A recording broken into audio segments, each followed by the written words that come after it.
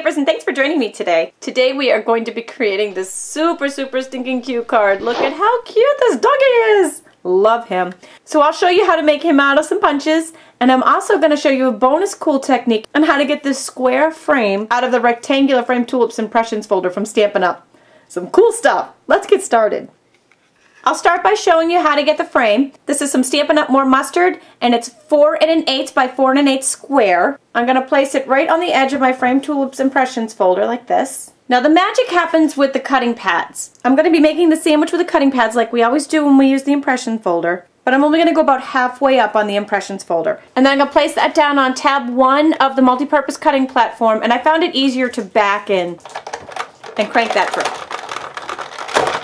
We have our frame tulip on about 1/3 of it. So now we're just going to spin this around, and then what I found it easiest was to actually flip it over and line up the tulips on the paper, see that underneath there, with the tulips on the die.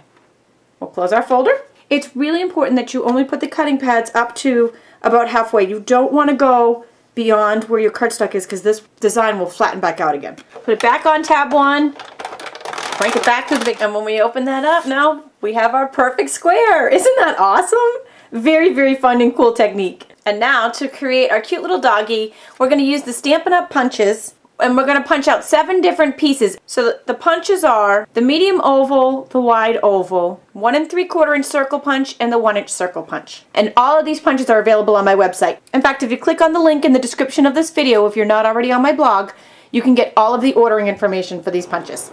And you can also get the breakdown of the punches and the inspiration sheet for the project. So using the chocolate chip ink pad and a wedge of Stampin' Sponge, I'm going to sponge the edge of all of the pieces except the rich raspberry. Our chocolate chip layer is 2 1/2 by 2 1/2 square. We'll take the 2 1/2 inch vanilla circle and some snail and attach that in the bottom corner, and then I'm just going to flip it over to the back and trim off the overhang. So next I'm going to attach a more mustard oval to the wide oval, a little bit to the left hand side there, and the 1 inch circle overlaps that. That 1 inch circle is almost just a little bit to the right, but almost in the middle here of the bottom edge. Then I'm going to flip that over and trim off the overhang.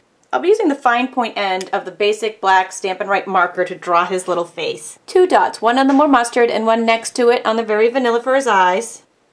And then we'll make a little triangle for his nose and color that in, with 1 straight line coming down and 2 little half circles for his cute little mouth. A couple little dots. Oh, he's so cute! Don't you just want to take him home? I cut the rich raspberry oval and used a little bit of snail there, and we're just going to attach his little face on so that becomes his collar. And a little snail sticks him on, and then maybe 1/3 of the way down we're going to bend his ears. You want them to both be about the same size.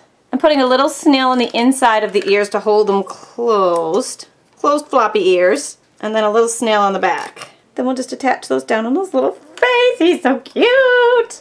And then we can layer all these stinking cute pieces onto a very vanilla card base. And how perfect is this stamp set? Snips and snails and puppy dog tails. Gotta have it, and it fits perfectly. This is from the Everything Nice stamp set. I'm going to ink it in chocolate chip ink and stamp it in our open area.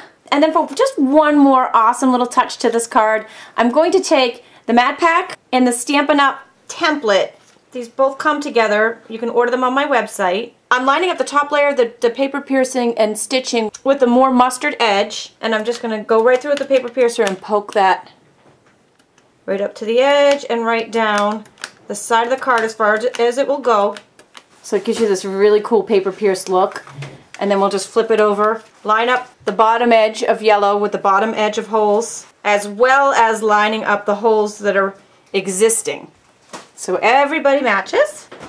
And oh, and I almost forgot our bling. We need a little rhinestone jewel here for our dog collar. There we go. He's perfect now. Gotta love these stick-on rhinestones. Super thanks to Cindi Kugell who created this card, and I swapped with her at a Stampin' Up! Event, and I just love it. Rock on, Cindy! Here is another idea using the square Framed Tulips technique. I did a little watercoloring on this one and the palm trees from the Stampin' Up! Trees of Hope stamp set. You can find all the supplies I used today available in my online store, through my blog at the link listed in the description of this YouTube video if you aren't on the blog, and you'll also find images of both of these samples there along with thousands of other ideas.